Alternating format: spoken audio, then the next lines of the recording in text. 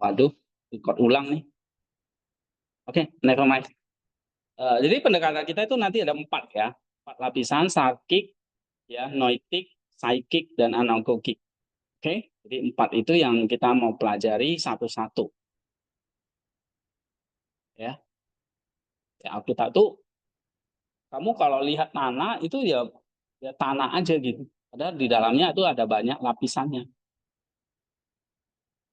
Sama, kayak kamu lihat kitab suci, ini ya ini kayak cuma bahasa aja. Padahal di baliknya itu ada lapisan-lapisannya lagi. Sama kayak kamu lihat tanah itu di permukaan, padahal di dalamnya banyak nggak lapisannya? Banyak kan? Akar itu tumbuhnya di dalam kan, sampai lapisan paling bawah. Makin dalam makin subur. Ya kan? Tapi kalau akarnya itu, bijinya itu, benihnya itu jatuh ke tanah yang dangkal, perumpamaan Tuhan Yesus ingat nggak? Ya kan? Kalau hanya tanahnya berbatu-batu, tanah semak itu kan lapisannya masih dangkal. Begitu angin banjir datang, udah, benar ya. Tapi kalau makin dalam, makin tetan, kelapa itu, akarnya dalam nggak? Dalam, sampai kemana-mana. Nah, tapi kalau ada angin badai, angin taufan, kelapa itu jatuh, tumbang. Saya nggak pernah lihat kelapa di sini tumbang kan, gitu. Padahal tinggi dia. Kenapa? Karena akarnya sampai lapisan paling dah. Nah, kamu juga begitu. Baca kitab suci harus menemukan sampai lapisan anagogik, sampai paling dalam. Ya, jadi kalau kalian tuh cuma level-level atas saja, tahu sedikit, udah merasa tahu banyak. Nah, kita itu kayak apa ya? Kayak tanaman itu yang sebentar dan datang banjir, datang badai, kita udah tenggelam, udah mati kita. Ingat perumpamaan Tuhan Yesus, orang yang bangun rumah kan? Ya, jadi fondasinya itu makin dalam, makin kuat fondasi. Kitab suci itulah fondasi kita. Ya, karena kitab suci itu tadi belajar tentang Kristus, kebenaran, ya, keselamatan, itu fondasi hidup kita. Makin dalam kita pelajari, harusnya kita makin kuat. Ya. Nah, bukan makin sombong, makin makin kayak jadi sesat, makin bidat gitu, banyak yang jadi belajar teologi, belajar Alkitab makin lama kok makin keblinger orang, atau makin aneh. Nah, bukan itu. Terus kembali lagi tadi. Kembali lagi apa? Belajar kitab suci itu kita makin apa? Hah? Makin menemukan atau makin menemukan apa? Kristus. Karena sifat kitab suci itu menuntun kamu kepada Kristus atau keselamatan. Ya, oke. Coba baca lagi.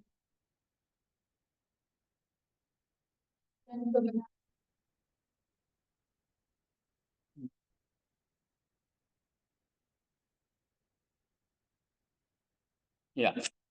Dan sekarang kitab suci dicatat supaya mereka bisa percaya iman bahwa Yesus adalah Kristus atau Mesias.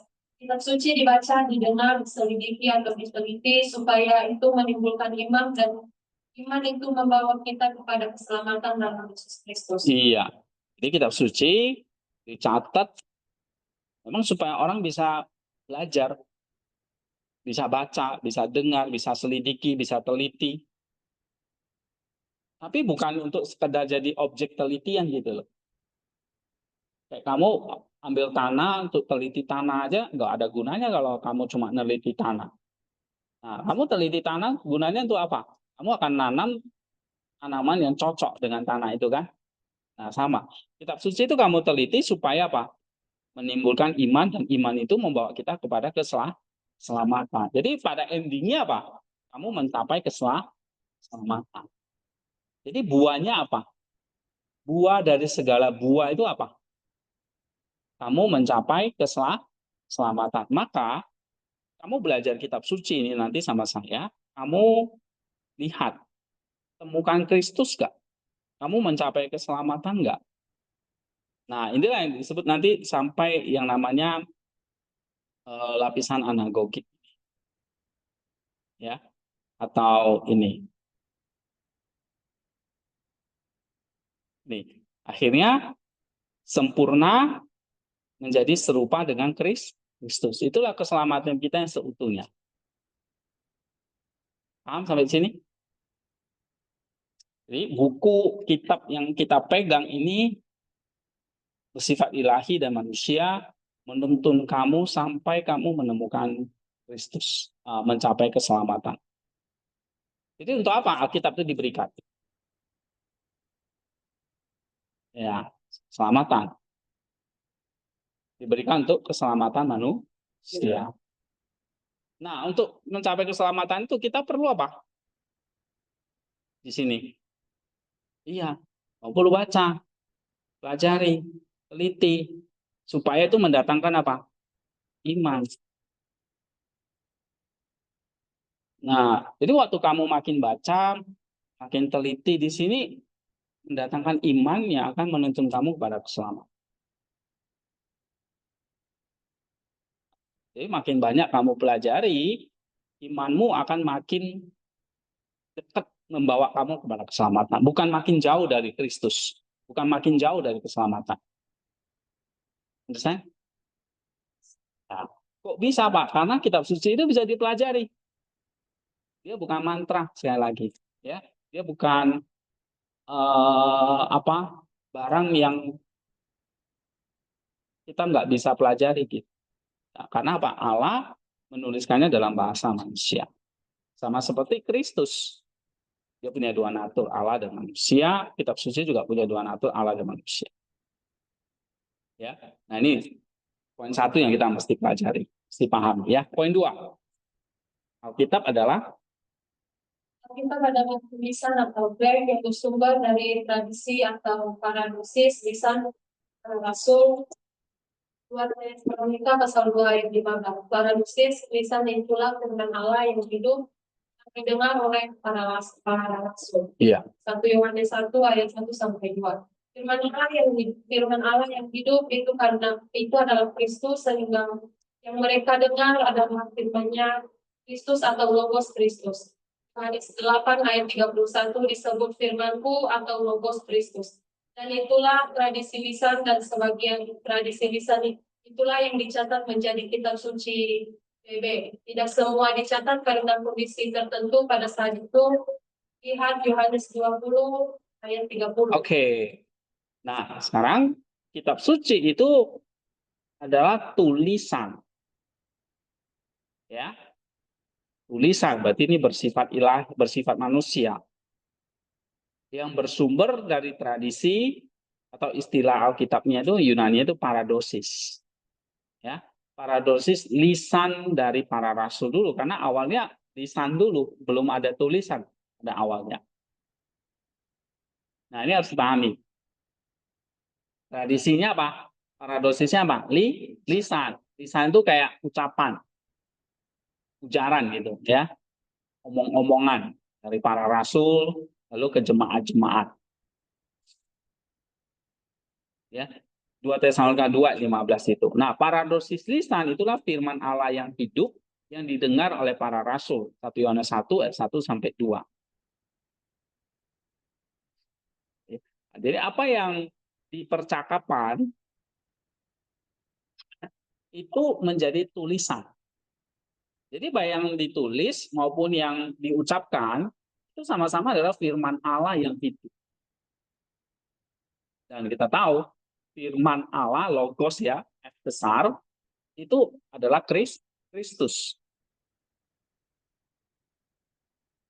Ya. Nah, firman Allah yang hidup adalah Kristus sehingga yang mereka dengar adalah firman-Nya Kristus atau logos Kristus. Jadi yang kamu baca di sini yang dari lisan ini itu ditulis itulah apa? Firman-Nya Kristus atau logos Kristus. Ya. Nah, memang nggak semua lisan itu dicatat jadi tulisan sebagian karena kondisi tertentu saat itu. Ya, coba kita baca Yohanes 20 ayat 30. Yohanes 20 ayat 30.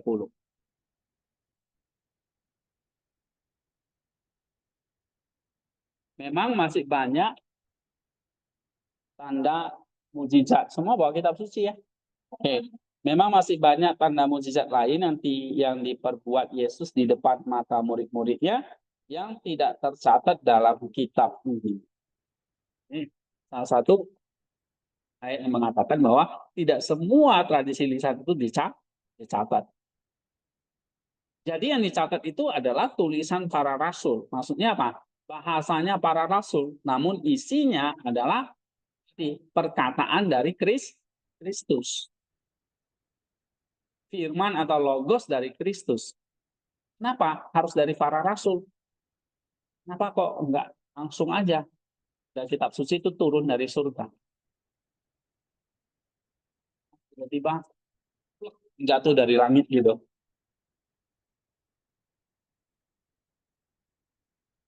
Kok harus ditulis dan itu lewat para rasul?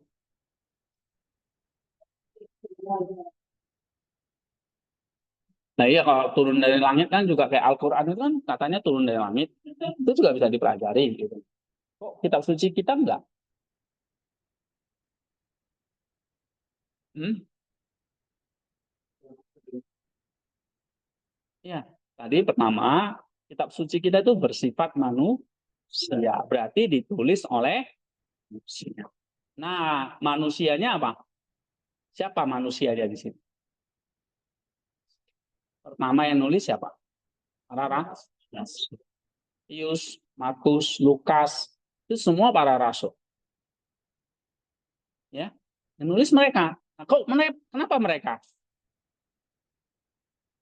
Kok bukan kok bukan Yohanes Krisostomos yang nulis kitab suci atau Nisa atau para bapak gereja yang lain, misalnya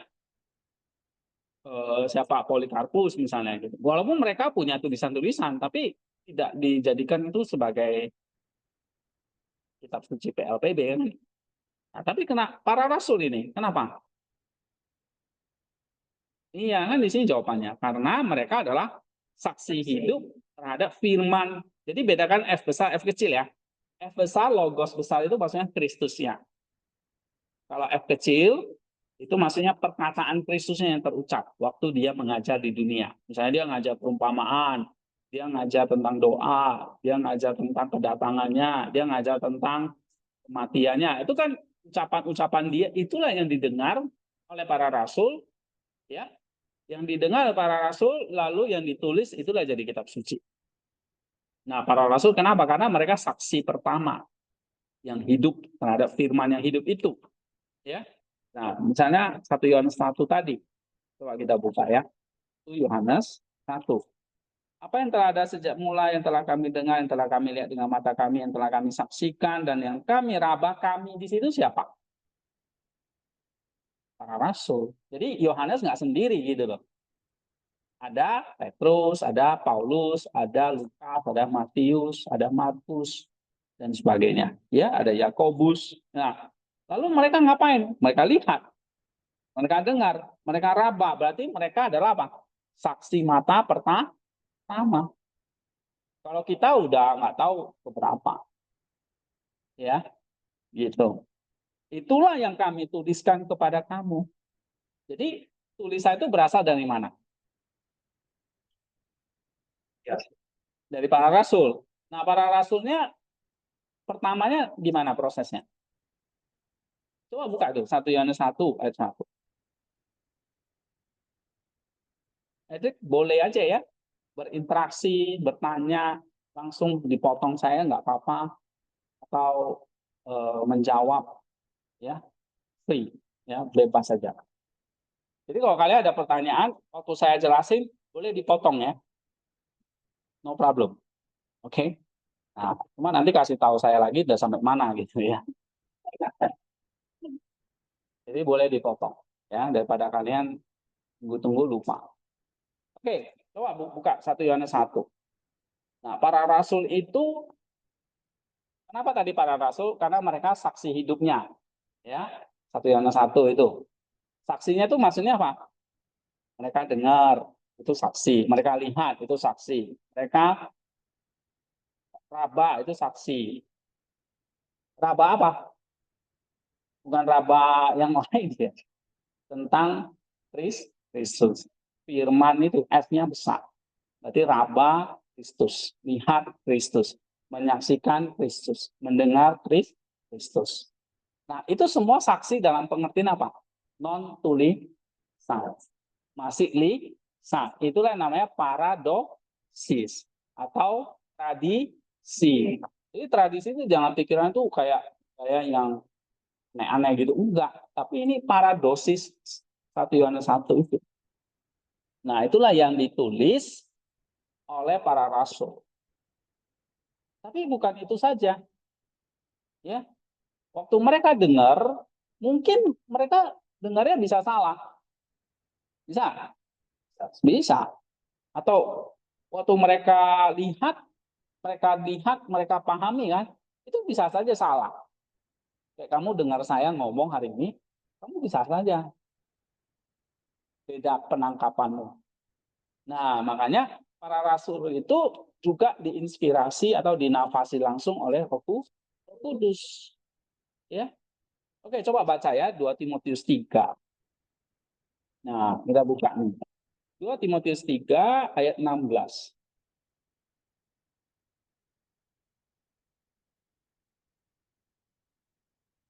Ayo baca.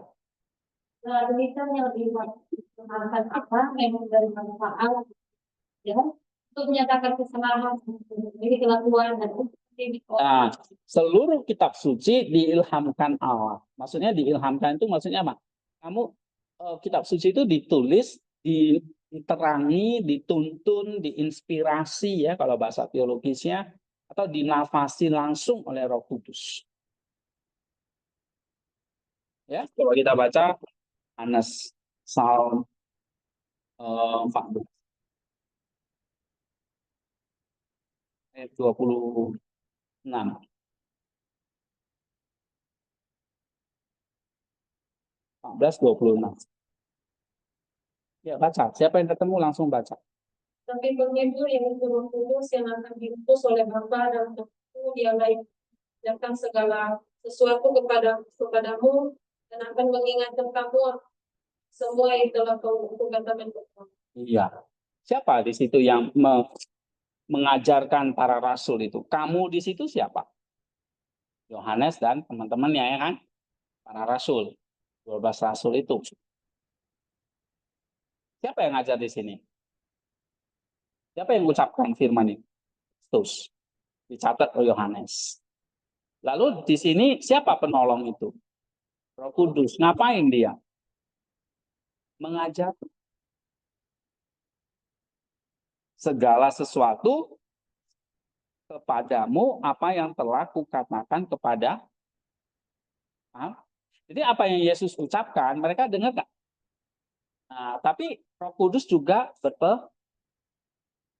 jadi kamu lihat misteri Allah Tritunggal ya. Yesus nggak pernah bekerja sendiri. Dia selalu bersama dengan Bapa dan Roh Kudus. Mereka satu kesatuan yang tidak terpisahkan. Ya, Roh Kudus berperan mengajar, kan disebut sebagai penolong atau sang guru. Nah, karena apa? Karena para rasul bisa dengar, mungkin sifat manusianya bisa salah.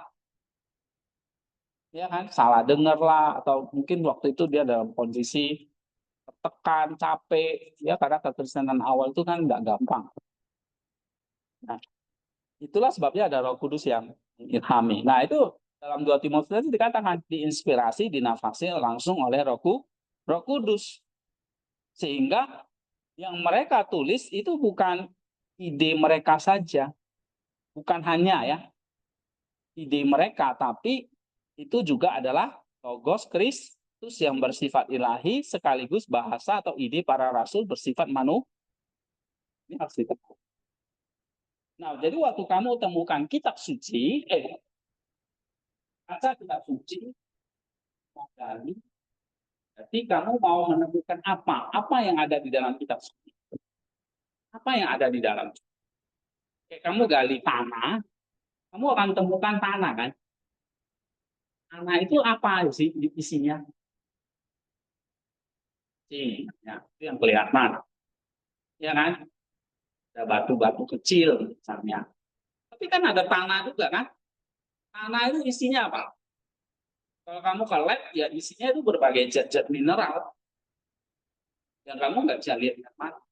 Nah, itulah bersifat ilahi. Ya, bersifat ilahi. Kamu nggak bisa lihat dengan mata. Nah, inilah butuh roh. Kita butuh doa.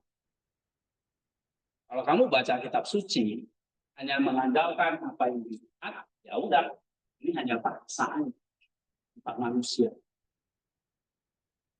Oke? Ya karena memang kitab suci itu punya dua natur. Kalau kamu hanya lihat, oh ini cuma bahasa Pak. Ya betul, bahasa atau ide dari para rasul. Ya. Oh, para konsep iman menurut Paulus. Idenya Paulus tentang iman ada di kitab Roma misalnya. Tentang sukacita dalam kitab Filipi. Tentang gereja misalnya dalam Efesus. Tentang Roh Kudus misalnya di kitab Kolose. Ya. Tentang hidup dalam roh misalnya di Kolose, di Galatia. Ada ide-ide para rasulnya ada. Gagasan para rasulnya ada. Tentang iman dan perbuatan dalam Yakobus ada kan? Itu kan tema-tema yang langsung kita tahu. Ya. Tapi itu kayak kamu gali tanah, kamu cuma lihat tanah itu doang. Oh iya, ada cacing, ada batu, ada tanah yang hitam-hitam, ya, mungkin ada kotoran di situ. Oke? Nah itu cuma sifat dulu, tapi ya penting. Kamu harus selidiki soalnya. Nah, tapi yang lebih penting apa? Ada logos, Kristus. Jadi waktu kamu gali kitab suci itu kamu mau menemukan apa sih sebetulnya? Dari tanah itu kamu sebetulnya menemukan apa? Oh, ternyata tanah itu ini kalsiumnya tinggi. Oh, tanah itu kapurnya tinggi. Oh, tanah itu natriumnya tinggi. Oh, berarti tanah itu nggak cocok dengan tanaman ini.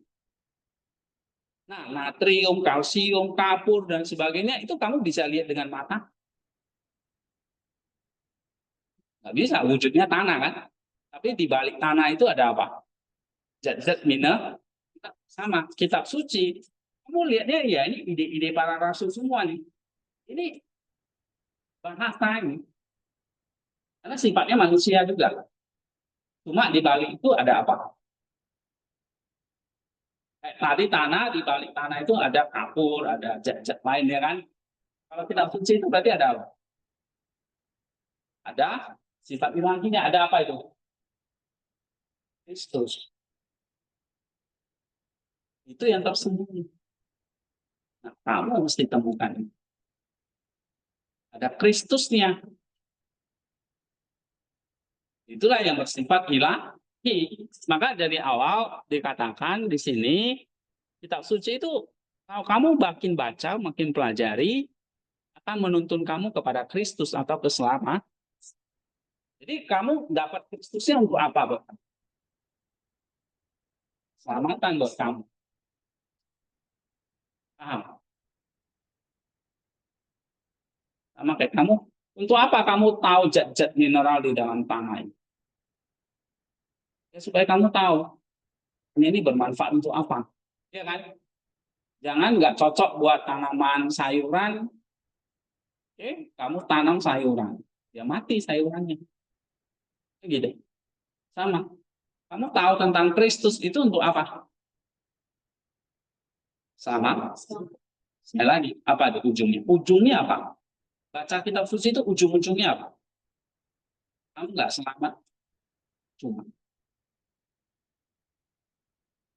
Ya, kamu tahu banyak hal, kejadian sampai wahyu, mungkin kamu bisa hafal. Tapi kalau kamu nggak selamat, nggak menemukan Kristus, nggak menemukan keselamatan,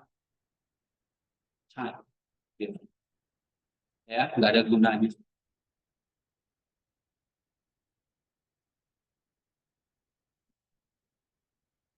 Bahasa apa itu?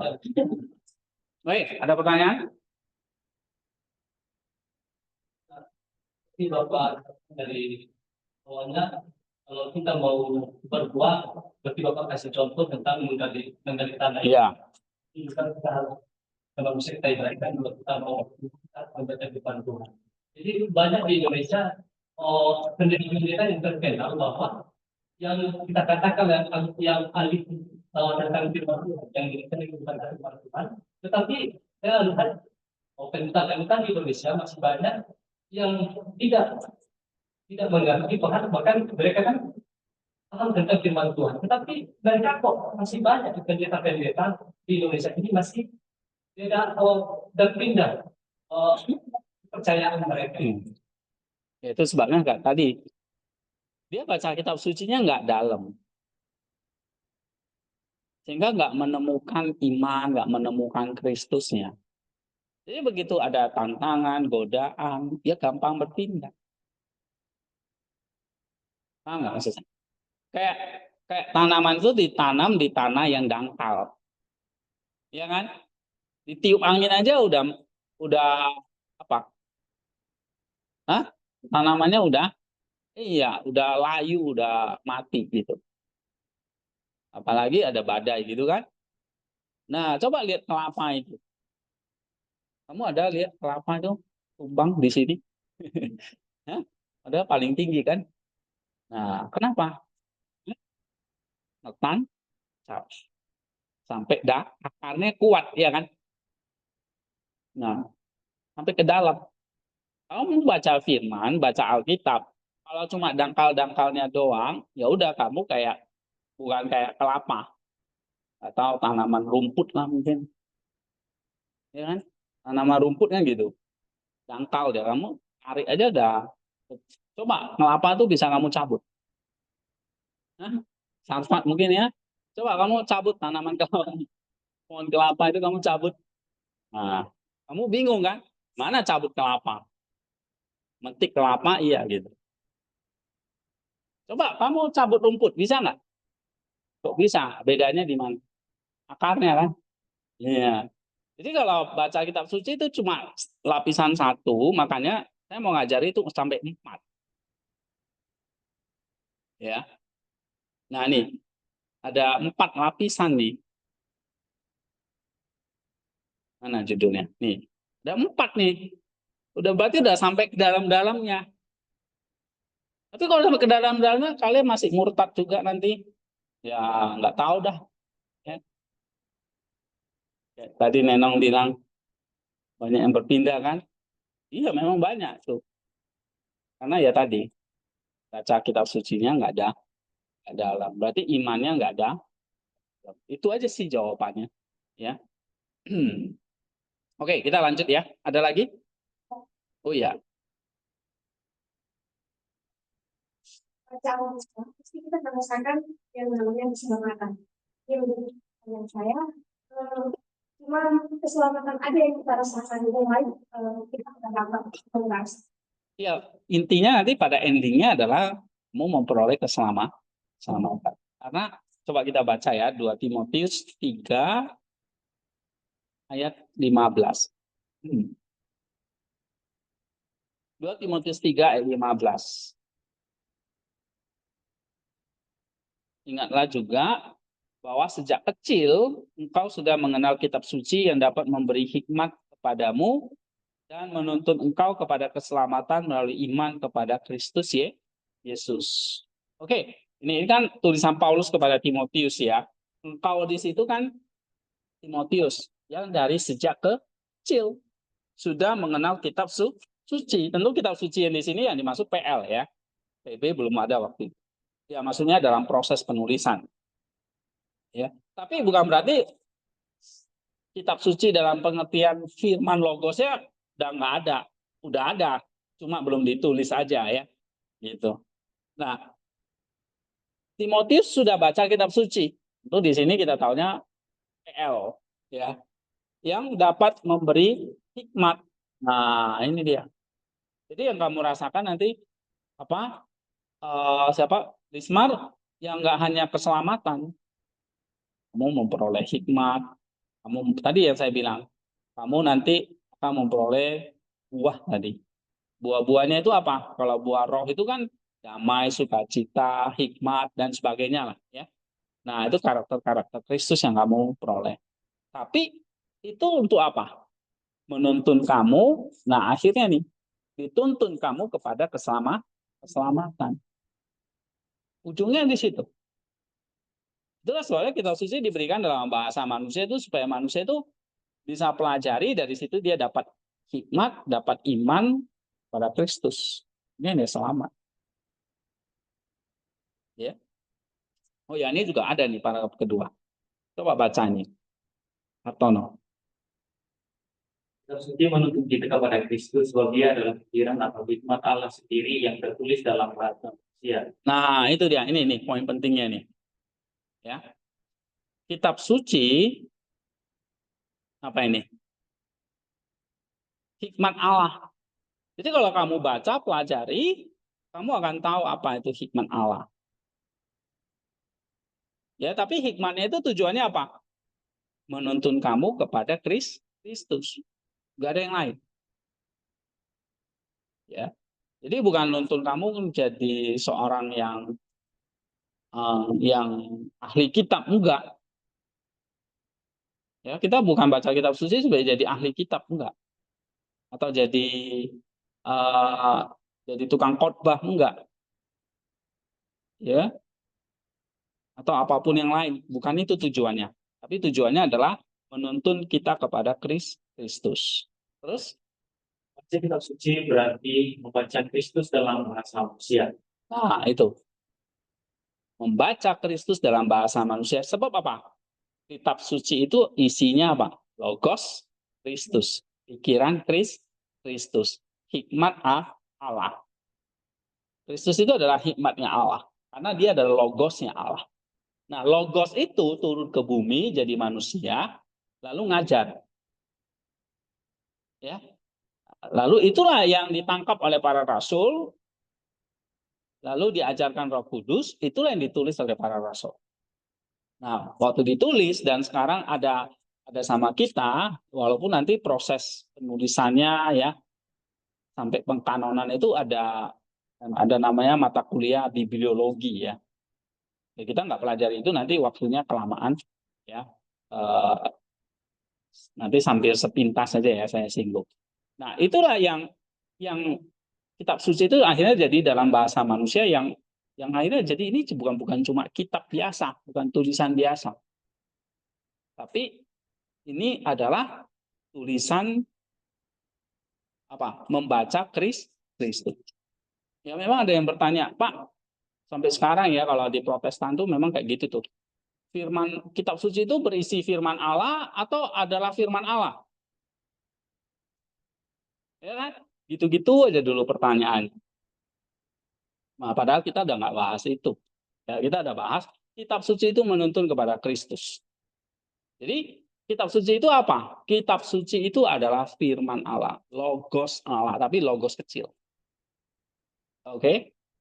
Ya. Nah, jadi nggak usah diperdebatkan ini berisi atau adalah itu itulah kerjaan orang-orang teolog yang tadi saya bilang. Ya. Akhirnya bukan menuntun orang kepada Kristus, menuntun orang pada kebingungan. Ragu sama kitab suci. Ini kitab suci jadi ada salah atau benarnya enggak? Ya, kitab suci itu inerrancy atau infallibility. Ya, kitab suci itu banyak salahnya atau enggak? Kitab suci itu berisi firman Allah atau adalah firman Allah? Dari sini banyak orang Kristen ragu dengan kitab sucinya sendiri. Akhirnya apa? Kurang menghargai. Ya, lebih mau dengar pendetanya daripada kata kitab suci. Itu masih mending. Tadi Nenong bilang ada yang meninggalkan sama sekali. Karena apa? Karena kitab suci orang Kristen juga salah gitu loh. Nah, ya lebih benar misalnya kitab agama orang lain. Jadi dia pindah. Banyak itu. Oke? Nah, jadi kelas ini nanti kalau kalian jadi pemuka agama nih, kan ini calon pendeta, calon hamba Tuhan ya. Jadi kalau masih ngajarin kitab suci itu ada salah, kitab suci itu masih bingung berisi atau adalah, waduh, saya pecat kamu jadi mahasiswa di sini. Ya, oke. Jadi membaca kitab suci berarti membaca Kristus. Ya, kita nggak perdebatkan lagi soal tentang apa itu kitab suci, tetapi yang penting adalah bagaimana menuntun orang itu kepada Kristus. Oke. Nah, lalu di situ dikatakan memang ada PL dan PB. Ya, PL kenapa kok disebut perjanjian lama dan perjanjian baru? Ya itu ada ceritanya sendiri lagi. Ya, saya nggak bahas itu. Jadi PL itu adalah bayang-bayang Kristus, maka disebut lama. Ya, dan PB itu adalah wujudnya, yaitu Kristus. Jadi kalau ditanya kitab sucimu, ya kitab suci kamu PL dan PB itu apa? Kamu masih bingung. Apa ya? Yaitu firman Allah. Ada yang nantang kamu. Berisi firman Allah atau adalah firman Allah? Kamu bingung lagi. Waduh, nggak tahu, Pak.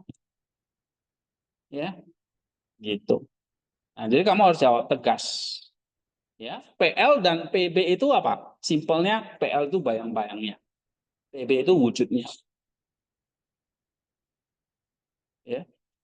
Nah, oke, membaca PL berarti apa? Membaca Kristus yang dijanjikan atau Injil yang dijanjikan melalui perantaraan para nabi. Roma 2 pasal 2. Ya. Jadi kamu harus ngerti di sini. Jadi kalau ambil yang exegesis PL, kamu akan baca PL, kamu berarti membaca Kristus.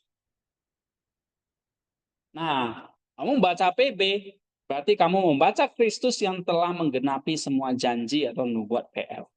Sehingga sebab Kristus adalah kegenapan atau tujuan akhir dari PL itu sendiri atau hukum Taurat itu sendiri. Roma 10 ayat 4. Nah, dari sini kamu ngerti apa kalimat ini?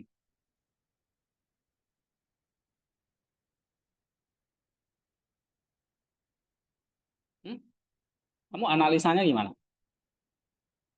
Berarti antara PL dan PB itu ada apa ini? Ada benang merahnya apa? Iya. Kenapa kok kitab kita tuh dibagi ya? Ada PL, ada PB. Ya, PL itu kan kamu tahu sejarah orang Israel, ya kan? Sejarah bangsa Israel, bangsa Yahudi, ada hukum Taurat ini dan itu. Apa yang kita baca? Ini kan sejarah bangsa orang lain. Kenapa nggak sejarah bangsa Nias, misalnya, ya, atau bangsa Tiongkok misalnya gitu, atau bangsa apa Yunani gitu, Mesir gitu. Kenapa kok ceritanya bangsa Israel? Israel yang bandel itu. Ya. Kenapa?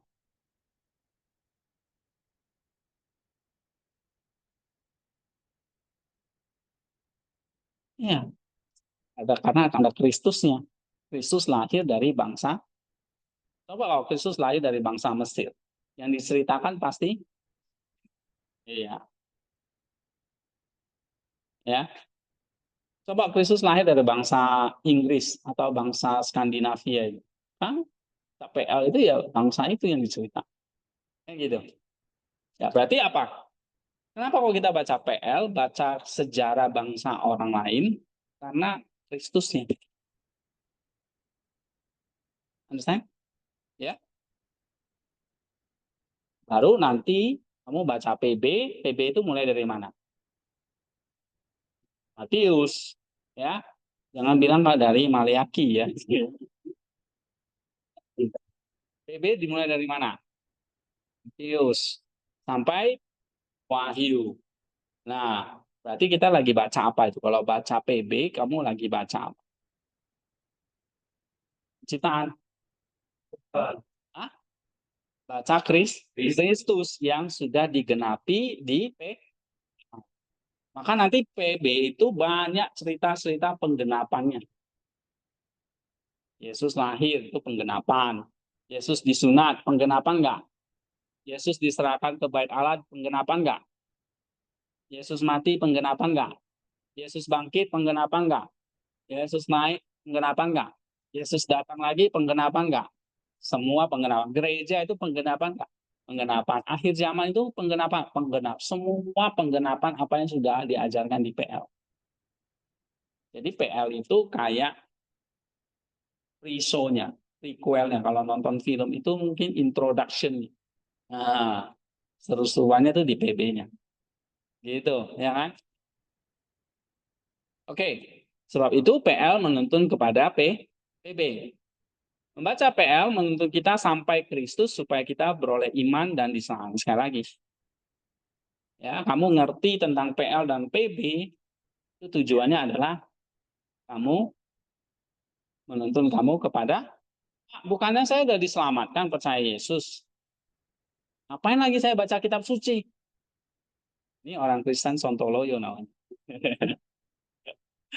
Ya, gitu.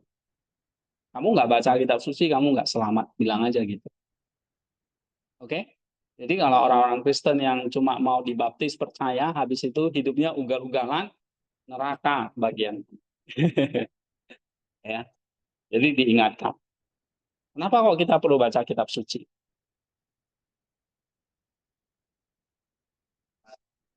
Supaya kamu sampai kepada kesalahan. Kalau enggak, kamu putus di tengah jalan. Mau cinta yang putus. Kamu pacaran, cintamu harus sampai maut memisahkan. Jadi nikah sampai maut memisahkan. Jangan cinta-cintaan doang di sini. Ya, generasi. Iya. Oke, kita lanjut ya. Ada pertanyaan nggak? Oke, nanti kalau ada langsung tanya aja. Seperti yang dituliskan Rasul Paulus, hukum Taurat adalah penuntun bagi kita sampai Kristus datang supaya kita dibenarkan karena iman. Coba kita baca ini ya. Galatia 3 ayat 24.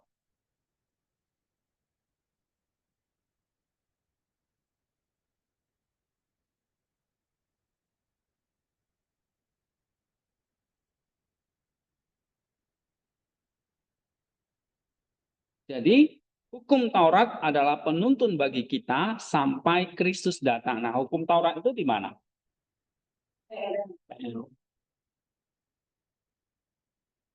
Ya kan? Lalu untuk apa PL itu?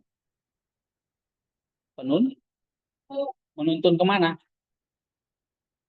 Sampai Kristus datang. Kristus sudah datang belum? Sudah dan belum. Sudah yang pertama, belum yang kedua. Ya, supaya kita apa?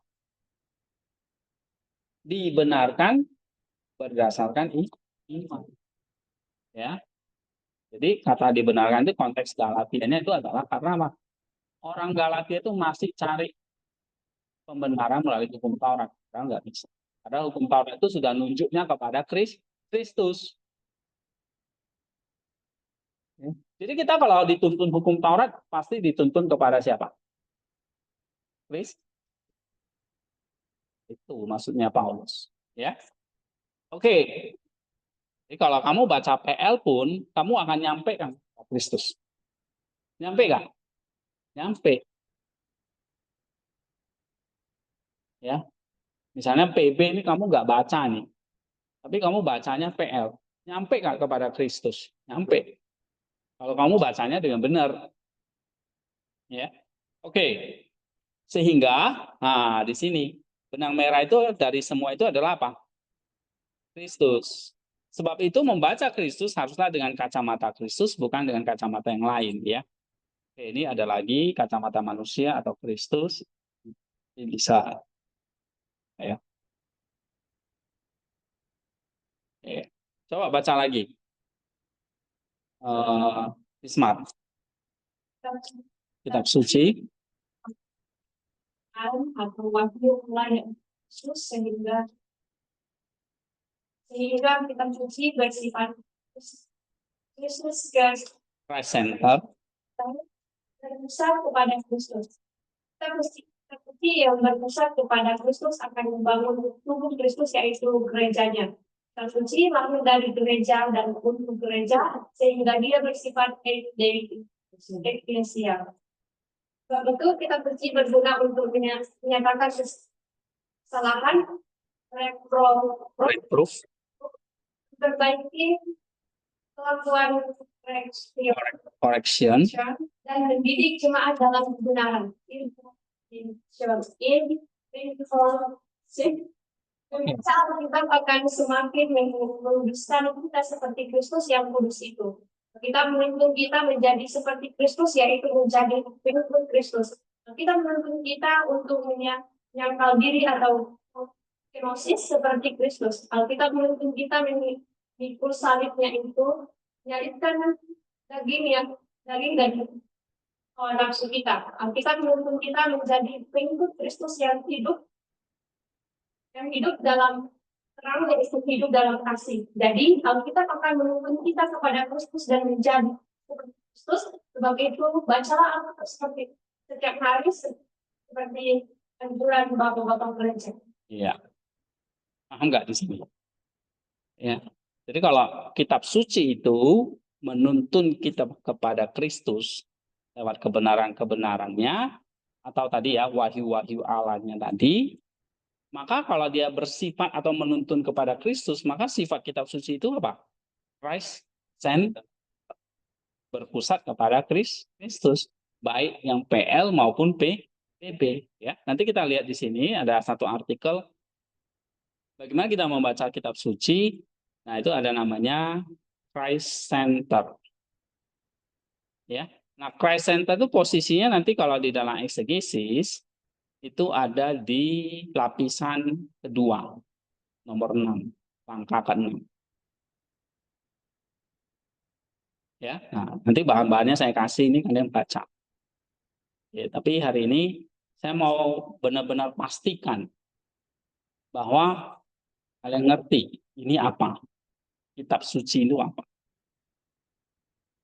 Ya, sehingga kalian nggak ada yang ragu di sini. Oke, nah, Christ Center. Kenapa Christ Center? Tadi kitab suci itu menuntun kita kepada Kristus. Kenapa Christ Center? Kitab suci itu apa? Adalah wahyunya Allah, hikmatnya Allah, yaitu Kristus. Kitab suci itu apa? Bayang-bayangnya kalau dalam PL dan wujudnya dalam PB. Oke. Nah, tetapi kita lihat di sini, Kristus itu sendiri membangun gerejanya di muka bumi ini. Itulah sebabnya kitab suci itu tidak turun, tadi saya bilang, dari langit, tapi lahir dari para rasul. Nah, bersifat manusiawi. Nah, gerejanya ini, kita ini masih bersifat manusia. Jadi kamu bukan malaikat atau setengah dewa gitu, enggak. Ya, kita manusia yang percaya kepada satu Tuhan, yaitu Kristus, itulah gereja. Nah, oleh sebab itu, kitab suci itu lahir dari gereja,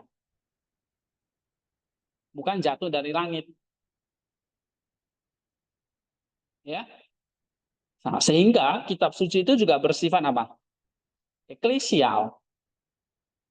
Jadi satu Christ Center dan eklesia. Nanti waktu kamu mengerjakan latihan nanti, kamu harus temukan ini. Apa Christ Center dan eklesial. Ini contoh ya. Nah,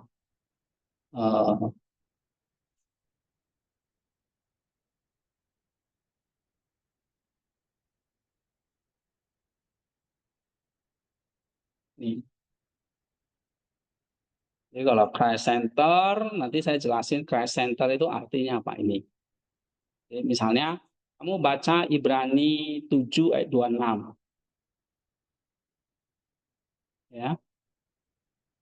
Ibrani 7 ayat 26.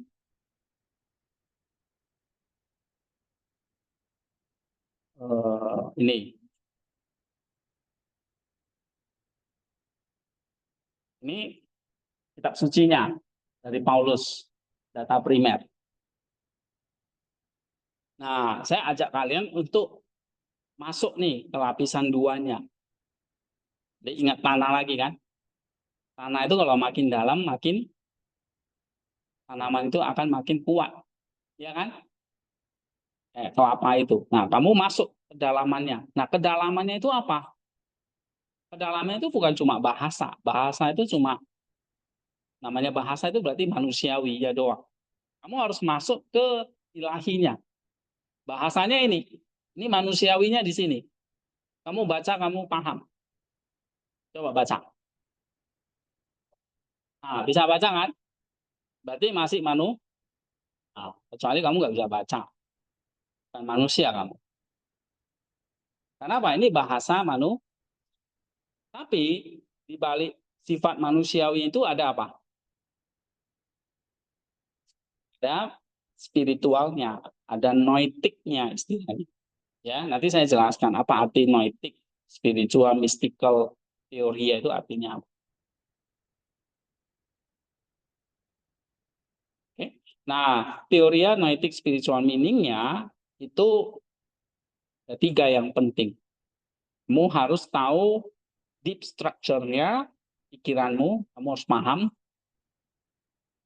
Lalu kamu harus tahu apa Christ center-nya, apa pikiran Kristus di situ, dan apa pikiran gereja di situ. Nah, di sini sulitnya. Karena kamu nggak cuma baca, main tafsir-tafsir sendiri. Ya, Wiki. Nah, nggak boleh. Itu kamu kayak rumput. Dicabut orang mati, nggak. Gitu. Oke? Nah, kamu harus kayak jadi kelapa. Ya, saya nggak maksa kalian jadi kelapa, gitu loh. Kamu tetap manusia. Tapi maksudnya kamu harus akarnya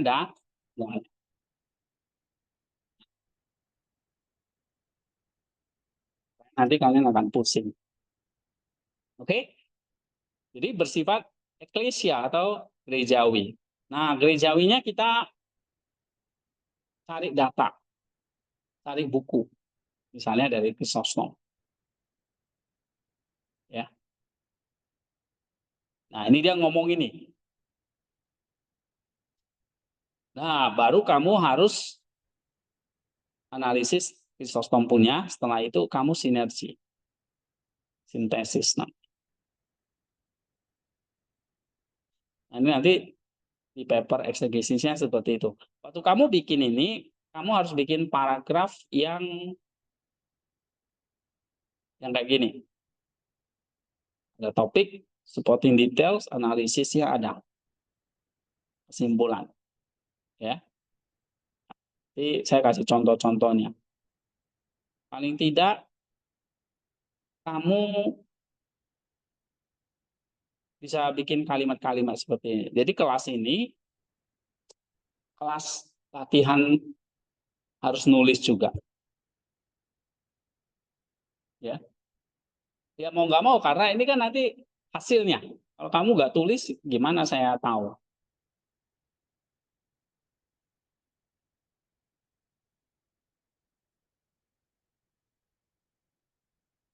Ya. Oke, nah, kamu tulis ini. Nanti saya kasih contoh. Tulis. Nah, ini baru apa? Ini baru sinergi doang. Ini baru di sini.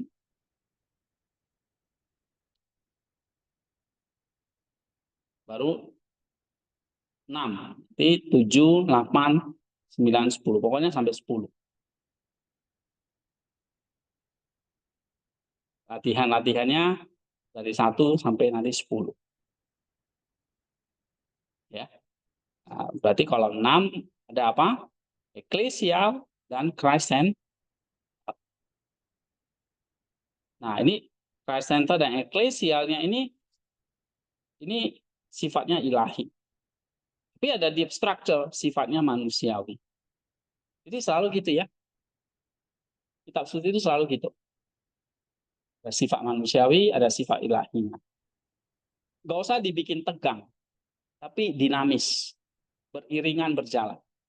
Pikiranmu masuk, tapi ilahinya juga dapat. Ya, Kamu gali, kamu bukan robot yang cuma ngutip-ngutip punya orang, tapi kamu harus kasih pikiranmu juga. Tapi pikiranmu juga harus bersinergi dengan pikiran Allah. Tidak boleh ngawur. Nanti kalau nggak ada, pikiranmu ngawur kan banyak itu yang baca kitab suci main tafsir aja. Itu pikiran manusia. Terus dia khotbahkan. Yang didengar pikiran manusia atau pikiran dia atau pikiran Allah. Nggak ada pikiran Allah di situ. Karena apa? Karena dia udah salah baca. Ya kan? Mungkin tadi yang Nenong mau bertanya itu.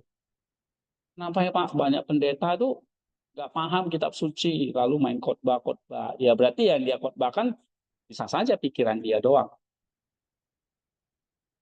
Nggak ada pikiran Kristusnya. Oke? Nah, kalau kamu tanda-tandanya apa? Kalau itu ada pikiran Kristusnya atau pikiran gerejanya. Nanti saya jelasin ya. Kenapa kok harus gereja sih? Simpelnya di sini, karena kitab suci lahir dari gereja. Ya, jadi bukan jatuh dari langit gitu.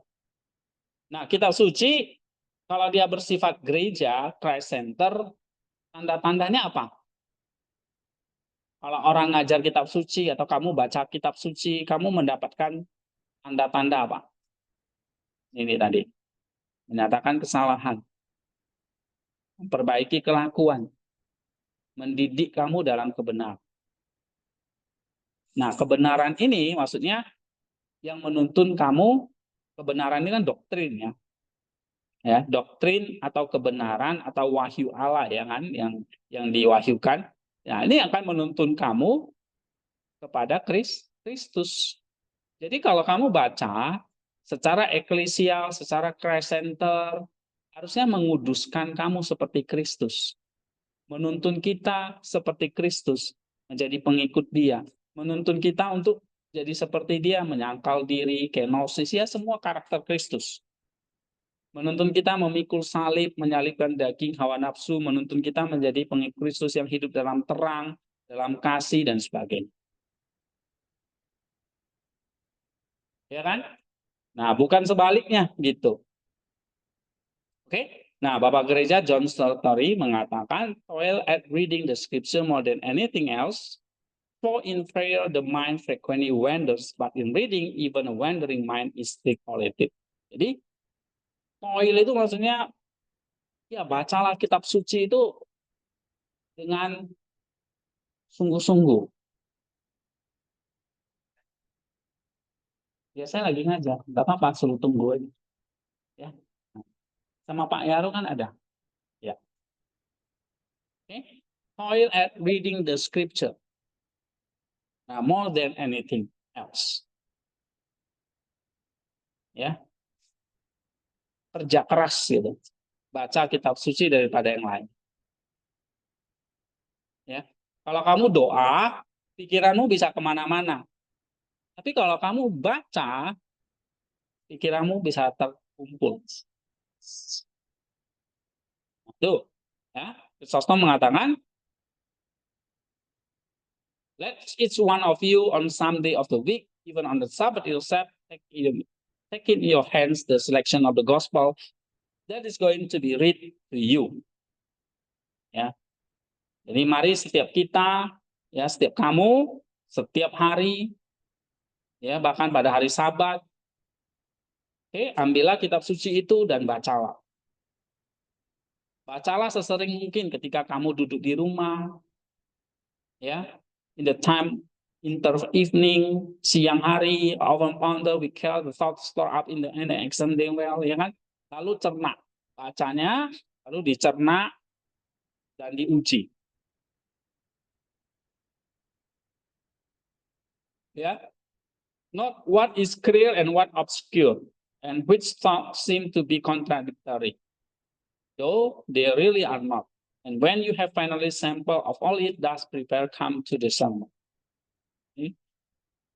Chrysostom ini seorang pengkhotbah ya, dia mengkhotbahkan seluruh kitab suci.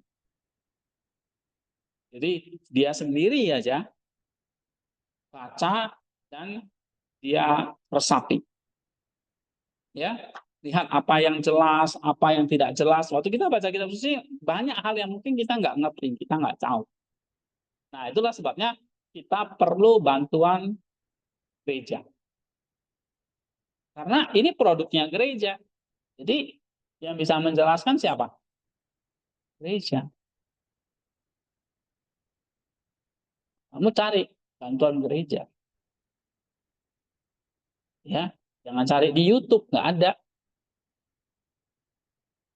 Orang kan seringkali sekarang buka-buka YouTube gitu ya. Cari ini belum tentu itu benar. Oke, cari gereja. Karena ada hal-hal yang pasti obscure gitu ya. And which thoughts seem to be yang ada hal-hal yang kontradiksi.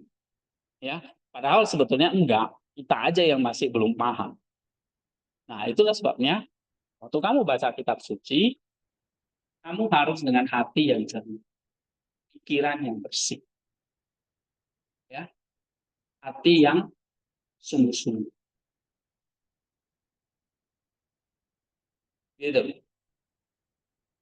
Karena yang kamu baca ini akan menuntun kamu kepada Kristus. Pikiranmu nggak boleh kotor. Justru kotor di situ nanti dibersih.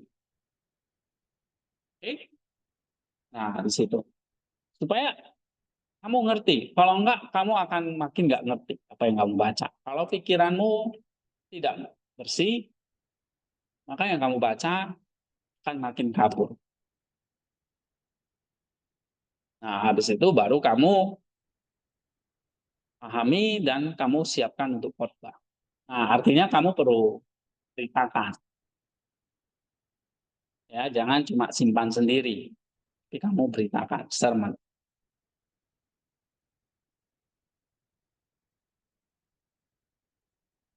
Oke, Nicodemus mengatakan, a source of spiritual delight is the word of God contained in the Holy Spirit, because there is to be found ultimate truth, the enlighten the mind, which being mind has truth and it's as its object. Ya, jadi dia mengatakan firman Allah itu adalah sumber dari pencerahan spiritual kita. Ya, nah, ada Roh Kudus di dalamnya.